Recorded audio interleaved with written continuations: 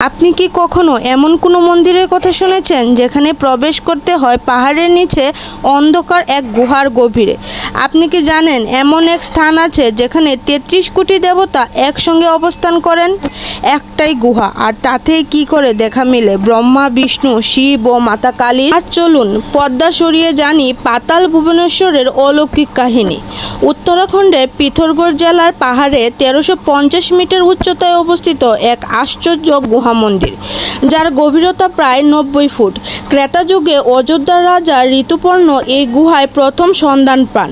শোনা যায় তিনি এখানে প্রবেশ করে স্বয়ং শিব ও ৩৩ কোটি দেবতাকে দর্শন করেন। পরে আদি শঙ্করাচার্য এই গুহার আধ্যাত্মিক শক্তি উপলব্ধি করে আর আবিষ্কার করেন, এবং এটি হিন্দু ধর্মের তীর্থস্থান হিসেবে পরিচিত প্রায়। আরও বিশ্বাস করা হয় এই গুহা কৈলাস পর্বতের সাথে সংযুক্ত, তাই একে বলা হয় কৈলাসের পাতাল দরজা। গুহায় ঢুকতেই শুরু হয় এক অপার্থিব যাত্রা। সরু রাস্তা, পাথরের পথ, চারপাশে ভেজা দেয়াল, এক অলৌকিক অনুভূতি।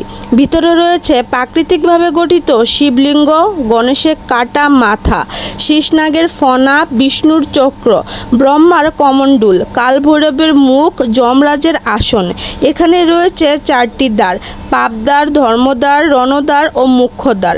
আধ্যাত্মিক ও বিশ্বাস, এই গুহায় ৩৩ কোটি দেবতার প্রতিচ্ছবি রয়েছে বলে বিশ্বাস করা হয়। ৪ যুগের স্মৃতিগাথা, সত্যযুগ, ত্রেতা যুগ, দ্বাপর যুগ এবং কলিযুগের নিদর্শন পাওয়া যায় এই গুহার শিলায়। এই গুহার গভীরে প্রাকৃতিক শিলার মধ্যে গঠিত রয়েছে শ্রী গণেশের কাটা মস্তক। হ্যাঁ, সেই মহাগাথার স্মৃতি, যেখানে শিব নিজ হাতে কেটে দেন গণেশের মাথা। তারই চিহ্ন অদ্ভুতভাবে এখানে উপস্থিত। বিশ্বাস করা হয় এই গুহার শিলায় স্পষ্ট দেখা যায় গণেশের মস্তক। তাছাড়াও এই গুহায় আপনি দর্শন করতে পারবেন ৪ ধামের।